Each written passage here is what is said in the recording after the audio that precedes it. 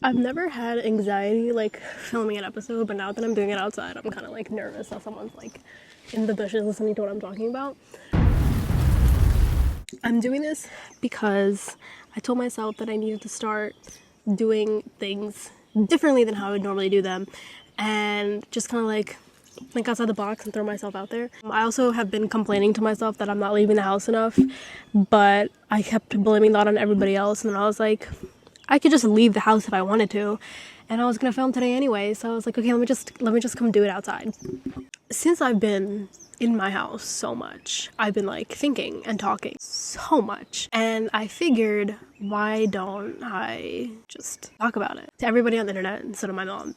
I feel like ever since I've been home, I've been like very kind of like isolated from a lot of people, especially like my friends. And I feel like for the past like 2 weeks, I would say maybe like 2 to 3 weeks, I've been like going through my own little version of like depression. It's not fun at all. I like hate myself. I hate my life. I hate what I'm doing. I also hate that I'm not doing anything. Every night I just go to sleep with this feeling of like what the hell am I doing with my life? For me, it's like my situation is like everybody has a job. I don't start working until September, so I wasn't really on my ass about getting a job this summer because I have a job lined up for September.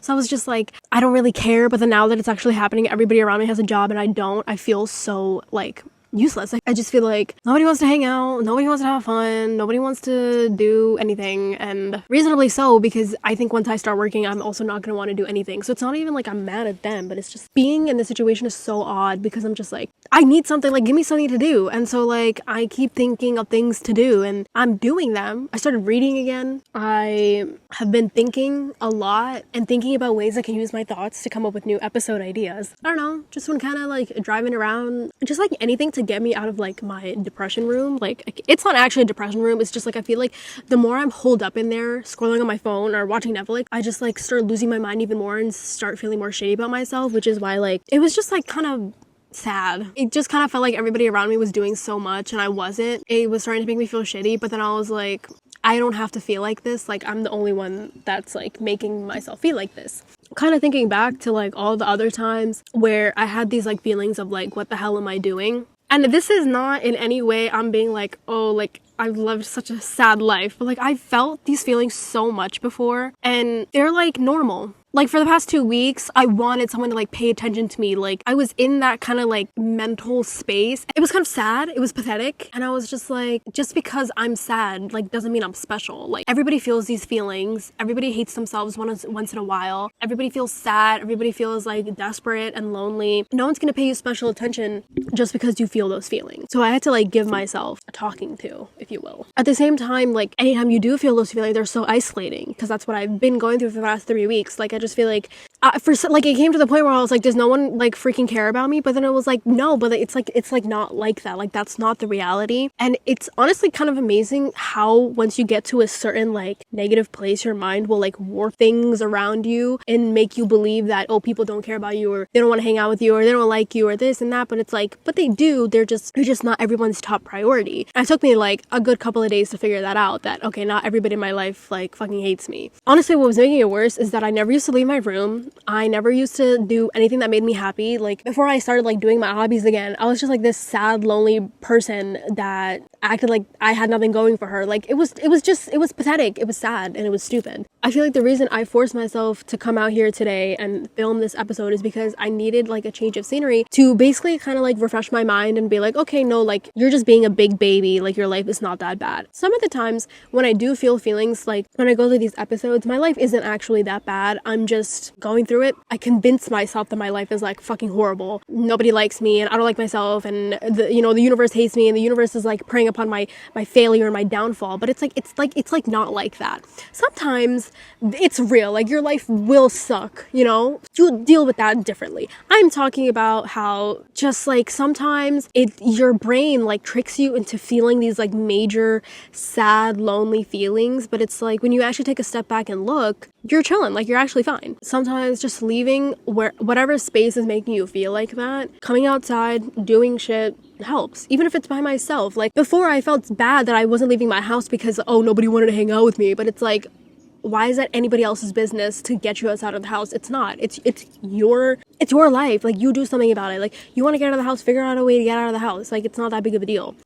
Sometimes I would recommend like talking to somebody about it, but I feel like I've tried that sometimes and I don't always think other people understand. And that's not to say that like, oh, like nobody can understand your position or nobody gets where you're coming from. Some people can, of course. I think every time you reach out to someone in hopes that they will help make you feel better, you should also go into that situation prepared that sometimes they don't have the right words at the moment to actually make you feel better. And you might walk out of the situation feeling a lot worse than you did before because here's another person that doesn't understand how you're feeling and what you're going through. But that's okay. Think about it in the sense of there's probably someone out there that's going through something that you probably cannot fathom or understand or, help with if they came to you. Like, that's fine. It's not anybody else's responsibility to make you feel better. I think what will speed up the process of you kind of getting out of that hole and that rut is kind of understanding that everything that you feel is in your power. It might not seem like it, and that's okay if it doesn't seem like it right now. You kind of just have to let yourself go through the feelings. But I think realizing that you actually have power to change a lot about how you feel and the way things make you feel will automatically give you like this new mindset of like, wait, holy shit, like, yes, this is infuriating, but you know what? I don't give a fuck. And I'm not going to let it bother me anymore, and I'm going to do something about it. Or if I can't do anything about it, then why am I sad? It's not something I did, so then who cares? A lot of what I was going through for the past 2 weeks kind of tapped into a lot of what I went through in high school. It was a rough time for me, I would say. I went through a lot. I don't think other people have never gone through it,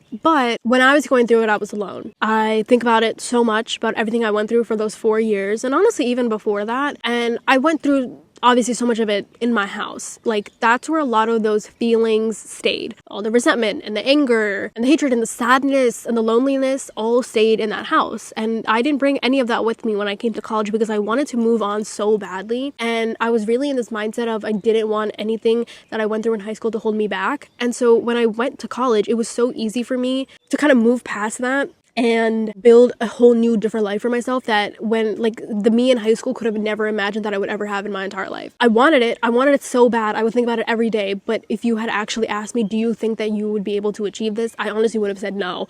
Like, I don't think at that point I would have even imagined that I was capable of building a life like this for myself. For some reason, after first year, being in that room again, kind of like absorb. It sounds so stupid when I say it out loud, but I swear to God, this is what happened.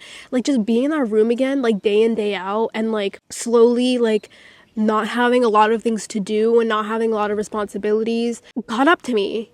And I was like, I felt like I was living my old life again. Like, oh shit, like I'm alone and I don't think I have anybody. Those same feelings of feeling lonely and pathetic and like depressed were coming back to me. And it was exactly how I felt in high school. So when I was thinking about it, I was like, why am I reverting back to the person that I swore to myself I would never be again? That was honestly such a like slap in my face because I was like, shit, like I'm not her anymore and I cannot behave like her anymore because then what was the point of all the healing that I've done in the past year? That honestly just kind of like shattered the perception that I was building for myself. It was kind of like a little bit enlightening. It was kind of helping me break out of that thing of like, wait a minute, like I'm not this sad, depressed, lonely person anymore. Like I don't have to be. I built a new personality and a new life for myself so that I would never be this person again. And I'm letting my mind actively trick myself to being that person again because I was that for 4 years. That's what was comfortable to me. That's what was familiar to me. All of those feelings of hating myself and just feeling like lonely and the world hates me and everybody hates me